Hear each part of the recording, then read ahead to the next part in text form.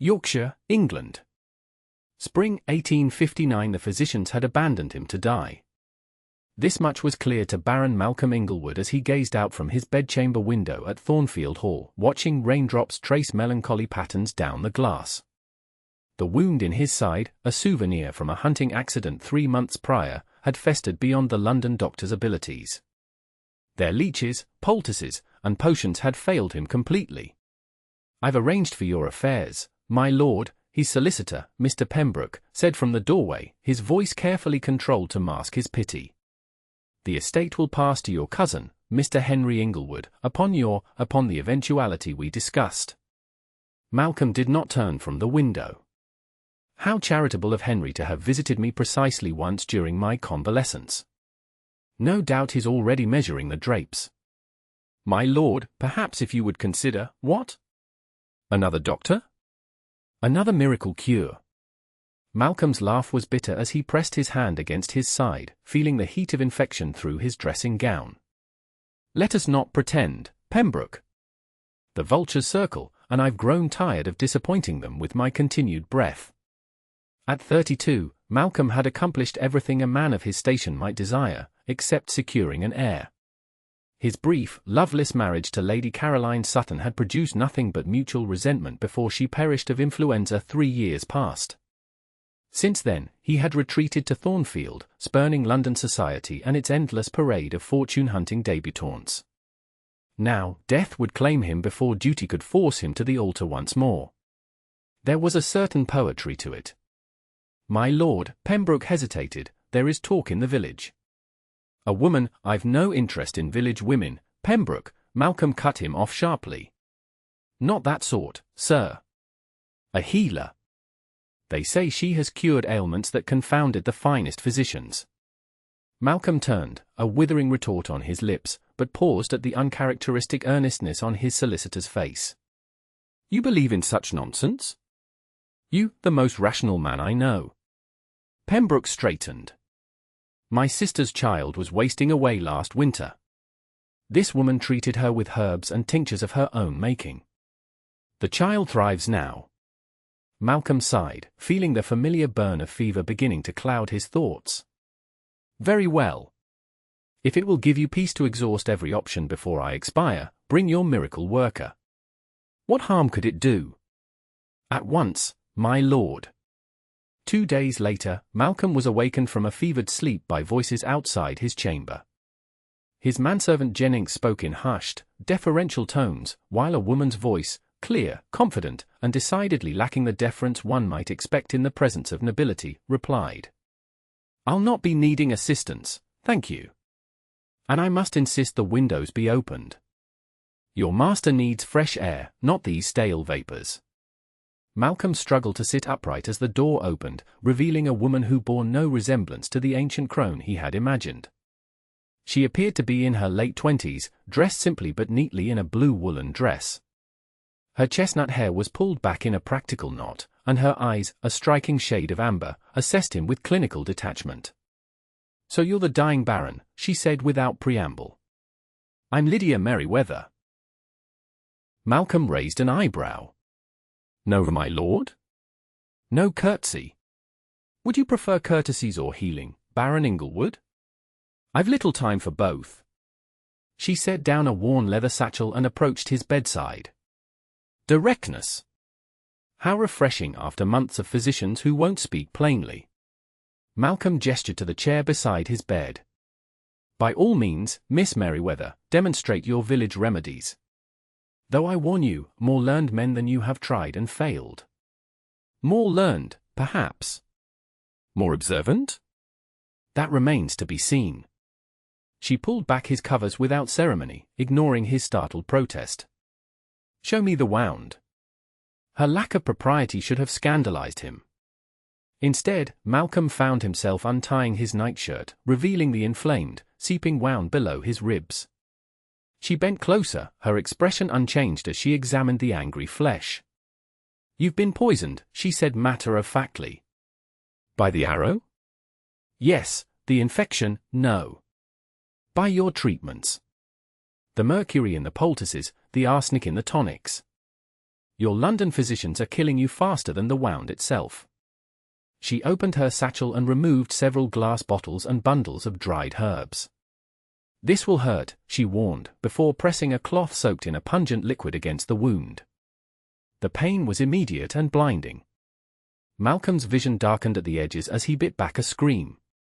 Impressive, Lydia remarked, continuing her ministrations.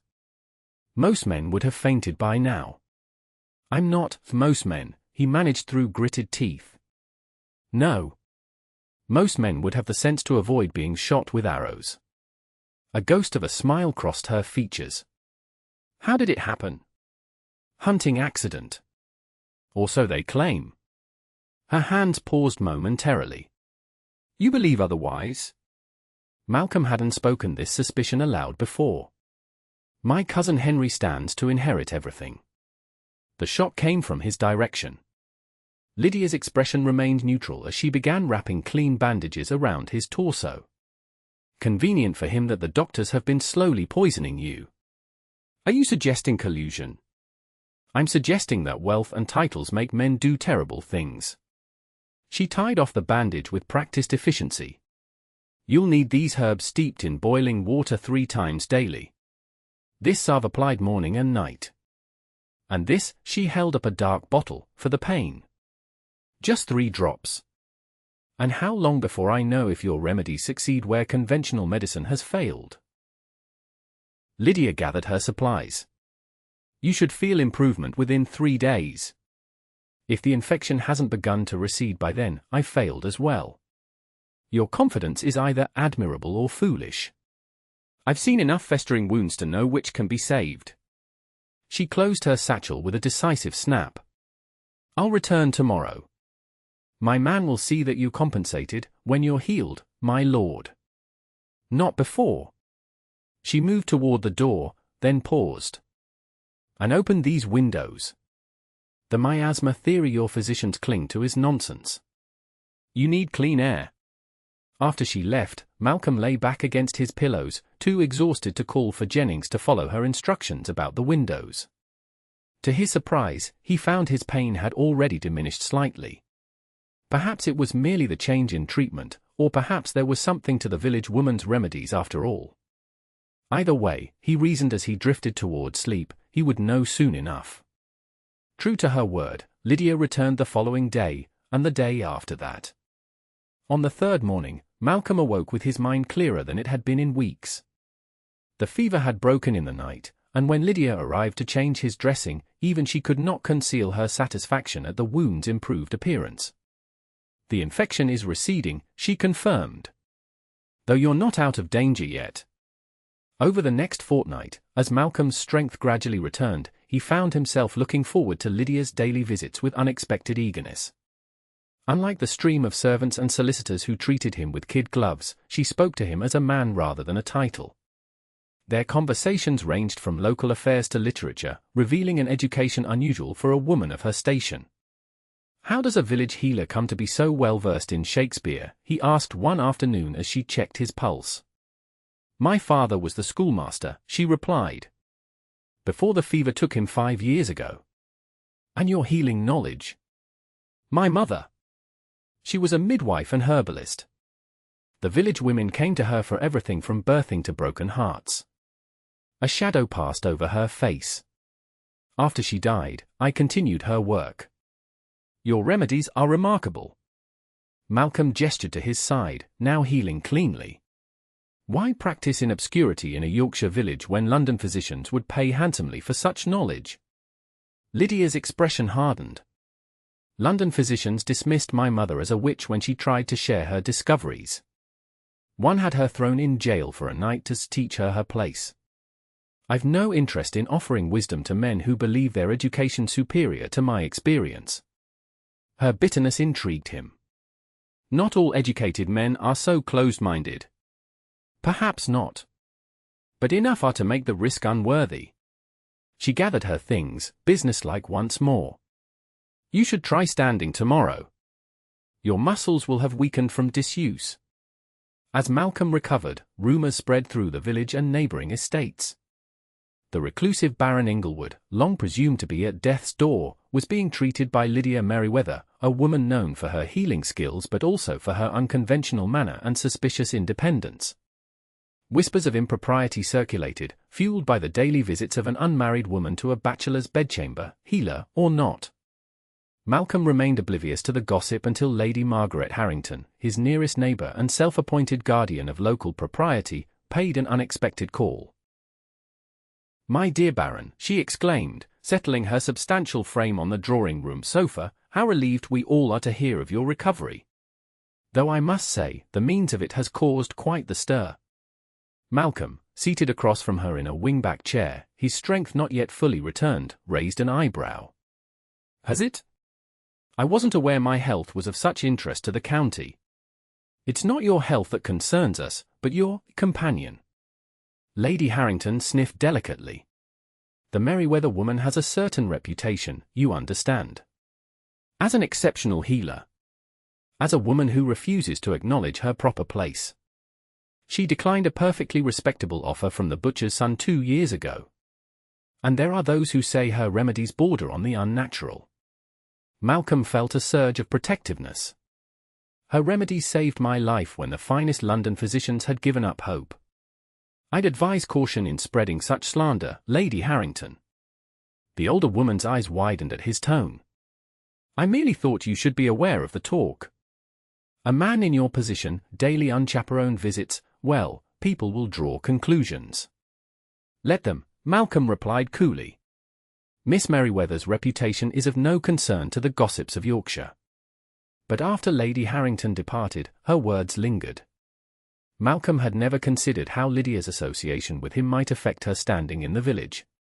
Titled men might dally with women of lower classes with minimal consequence, but the women rarely escaped unscathed from such associations, even purely professional ones. When Lydia arrived the following morning, he noticed for the first time the shadows beneath her eyes and the tightness around her mouth. "You've heard the gossip," he observed as she examined his wound. "Village tongues wag constantly. I've grown accustomed to it. But this is different. They're connecting your name with mine." Lydia's hand stilled momentarily before resuming their work. "It's nothing I didn't anticipate. The risk is always greater when treating men of rank." "Why take the risk, then?" Her amber eyes met his. "Because you were dying, and I could prevent it." That seemed reason enough. Something shifted in Malcolm's chest, a sensation unrelated to his healing wound. Before he could examine it further, Jennings appeared in the doorway, his expression troubled. "My lord, Mr. Henry Inglewood has arrived. He's quite insistent on seeing you." Malcolm exchanged a glance with Lydia. "Show him in." Henry Inglewood strode into the bedchamber moments later, his fashionable London attire at odds with the rural Yorkshire setting. His handsome face registered shock at the sight of his cousin sitting upright in bed, colour in his cheeks. "Malcolm, the reports of your improvement were not exaggerated." His smile didn't reach his eyes. "Though Pembroke led me to believe you were at death's door just weeks ago." "Sorry to disappoint," Malcolm replied dryly. "May I present Miss Lydia Merryweather? She's responsible for my unexpected recovery."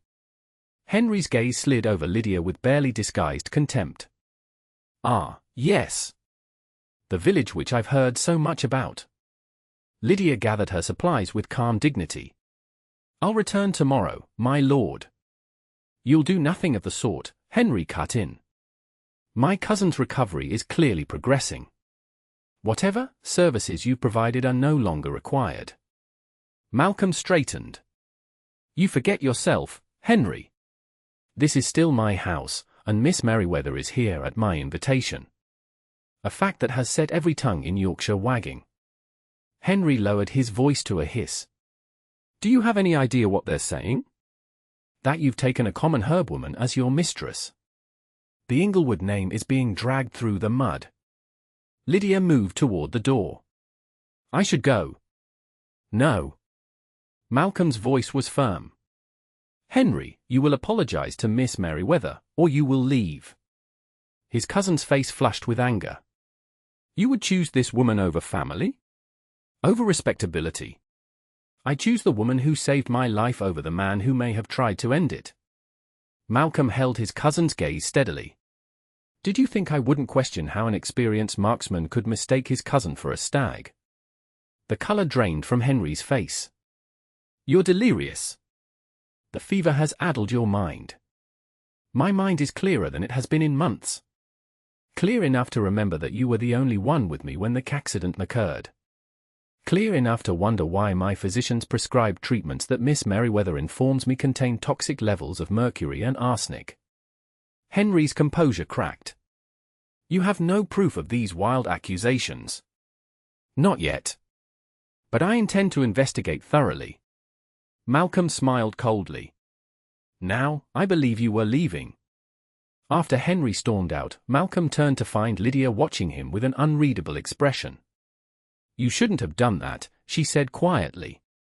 Defended your honor? I disagree.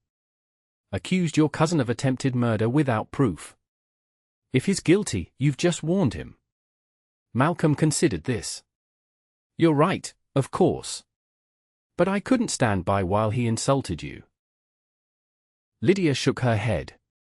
My reputation can withstand a few insults. Your life may not withstand Henry's next attempt, should he be guilty. Her concern touched him. Then I shall have to keep a careful herbalist nearby, shouldn't I? The following weeks brought significant changes to Thornfield Hall. Malcolm's strength returned rapidly under Lydia's care, allowing him to resume many of his normal activities. He instructed his solicitor to quietly investigate the hunting accident and his subsequent medical treatment, while increasing security around the estate. The gossip, however, intensified. What had begun as whispers became open speculation, fueled by Henry's return to London and his pointed remarks in certain circles about his cousin's mental deterioration and unseemly attachment to a country healer. Malcolm found himself unexpectedly unbothered by the rumors. After years of isolation following Caroline's death, he discovered he enjoyed Lydia's company more than he cared about society's opinion. Their daily conversations had evolved from patient and healer to something approaching friendship, perhaps even more, though neither acknowledged the subtle shift. One evening, as they walked through the estate's gardens, Malcolm watching carefully for any sign of fatigue in his companion, Lydia broached the subject that had been hovering unspoken between them. Your wound is fully healed, she said, pausing beside a rose trellis. You no longer need my services. Malcolm studied her profile in the fading light. Is that your way of tendering your resignation, Miss Merryweather? It's my way of saying that continued association with me serves no purpose but to damage your standing.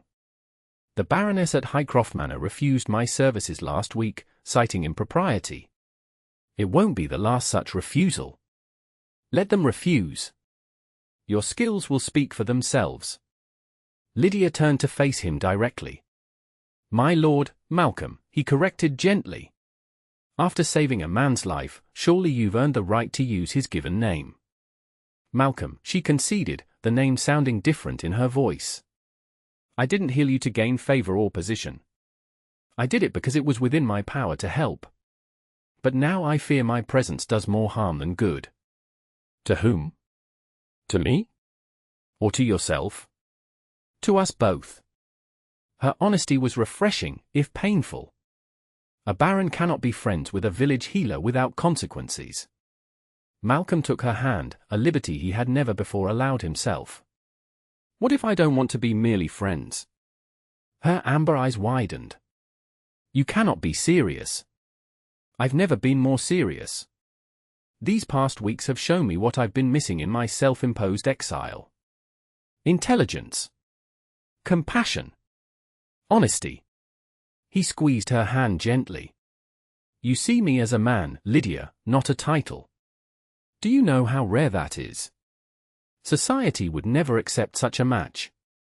Her voice trembled slightly, though her gaze remained steady. Society accepted my first marriage, a cold arrangement based on family connections and dowry considerations. It brought neither of us happiness. Why should I bow to its dictates a second time?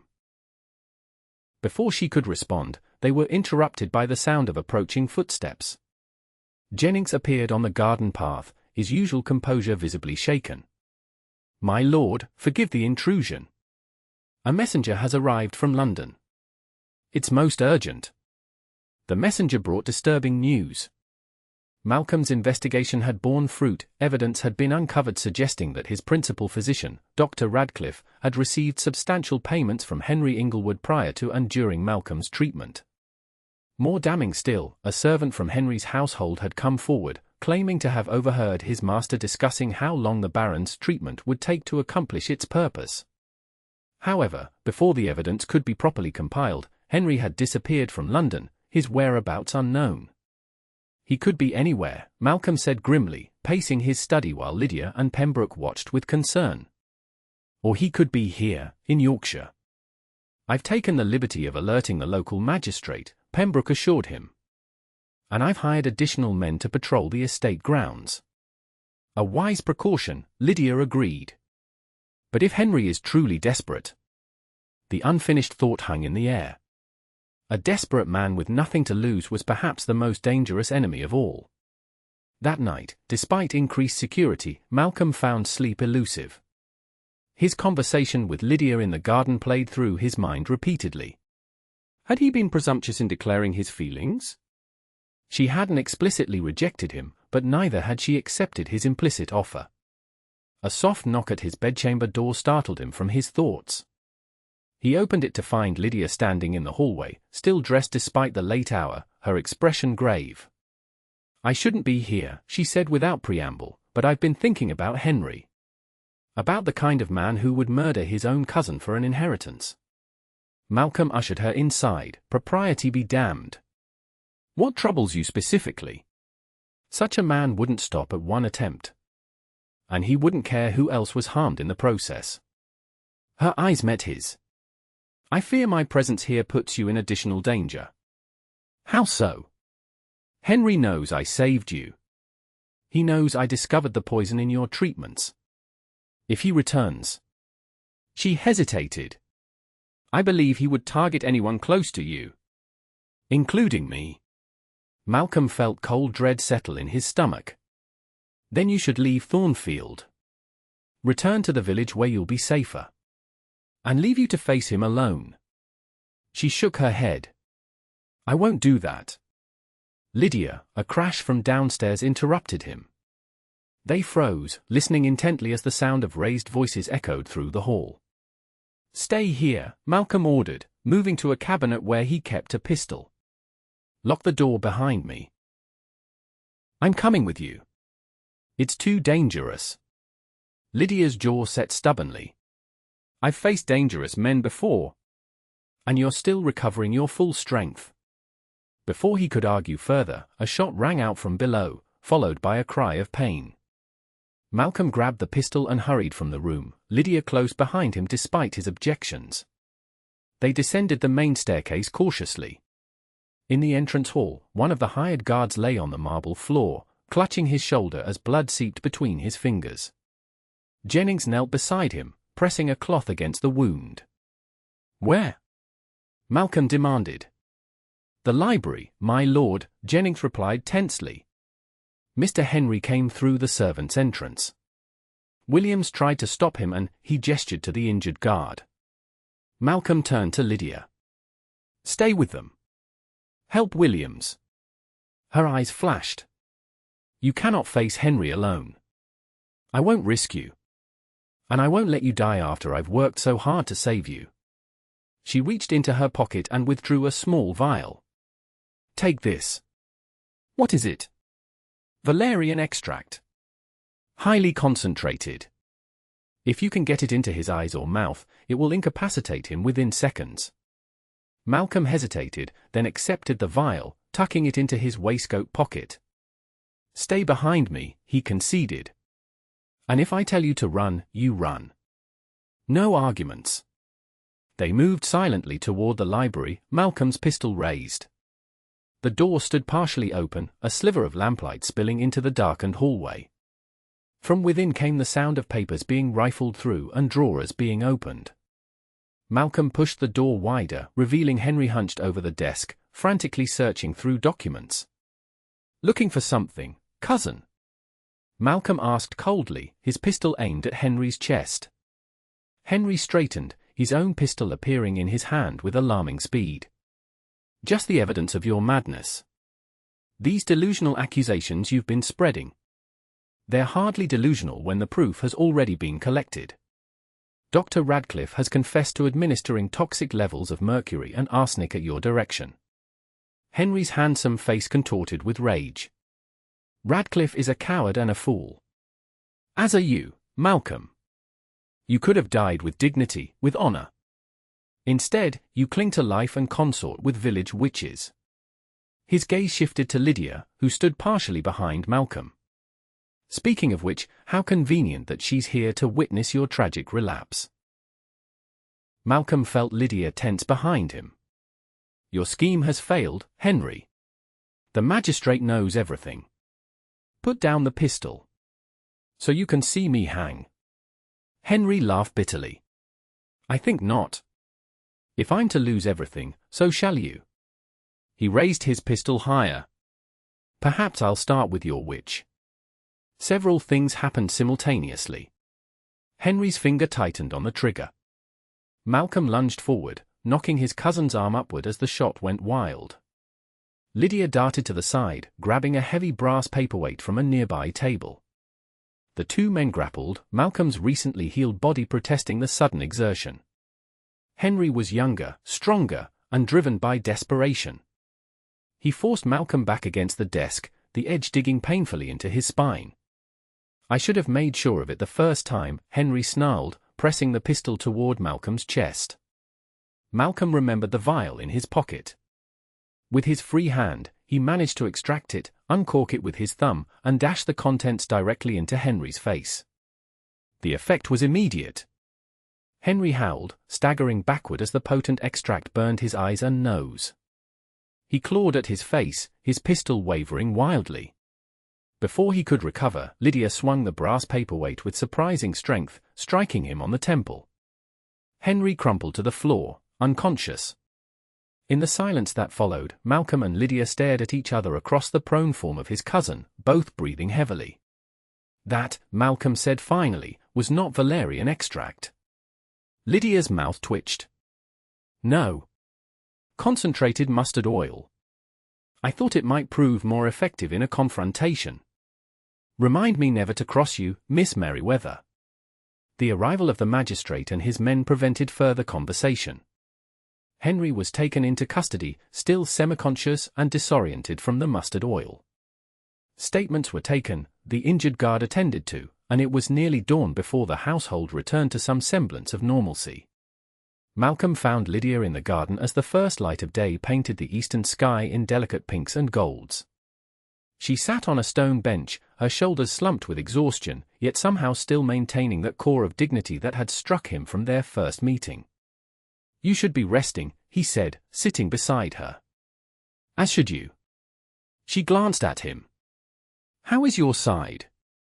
Sore, but intact. Your handiwork held up admirably against attempted murder. A ghost of a smile touched her lips. I take pride in my stitching. They sat in comfortable silence for a moment, watching the sun continue its ascent. We never finished our conversation, Malcolm said eventually. Before we were so rudely interrupted by my homicidal cousin. Lydia's expression grew serious. Perhaps that interruption was fortunate. It gave us both time to reconsider hasty words spoken in emotional moments. You think my declaration was hasty? There was no accusation in his tone, only genuine curiosity. I think it was born of gratitude and the intimacy that comes from one person saving another's life. She looked down at her hands. Not a foundation for something lasting. You underestimate me, Lydia. He took one of her hands in his. And you underestimate yourself. Do I? A baron and a village healer? The scandal would follow us forever. Let it. Malcolm's voice was firm. I've lived by society's rules, married for connection rather than affection, and found nothing but emptiness. Then you walked into my bedchamber, insulted my physicians, and saved my life with herbs and honesty. How could I not fall in love with such a woman? Lydia's amber eyes widened at the word love, so plainly spoken. You speak of love, yet we've known each other mere months, she protested weakly. Some men spend decades with wives they never truly know. I've learned more about your character, your mind, and your heart in these months than I discovered about my late wife in 5 years of marriage. He squeezed her hand gently. I know my own mind, Lydia. The question is whether you know yours. She was silent for a long moment, her gaze moving from their joined hands to his face, searching for something, sincerity, perhaps, or conviction. Society will never accept me, she said finally. Society can go hang. I've wealth enough that we need never endure their drawing rooms if you prefer not to. I would not have you isolated because of me. I isolated myself long before I met you. You've drawn me back to life, not away from it. Malcolm brought her hand to his lips, pressing a kiss to her knuckles. Will you marry me, Lydia Merryweather? Not because I'm grateful, though I am. Not because you saved my life, though you did. But because in knowing you, I've discovered what it means to truly live. Tears gathered in her amber eyes. Yes, she whispered. Though you may be the only baron in England with a wife who insists on maintaining her herb garden and treating villagers with strange potions. I would have it no other way. Malcolm smiled. Though perhaps we should keep the mustard oil safely locked away. Their laughter mingled in the morning air, a promise of healing more complete than either had dared hope for just months before. 6 months later, the society pages of the London papers reported the marriage of Baron Malcolm Inglewood to Miss Lydia Merryweather in a quiet ceremony at Thornfield Hall. The notice mentioned that the bride, an accomplished herbalist whose remedies had saved the Baron from a near-fatal hunting wound, would be establishing a small clinic on the estate grounds to continue her healing work. The gossip continued, of course. It always would. But within the walls of Thornfield, a baron with a once-wounded heart and the village healer who had mended it found happiness that transcended society's narrow definitions, a love born of respect, forged in crisis, and destined to heal them both in ways neither could have imagined.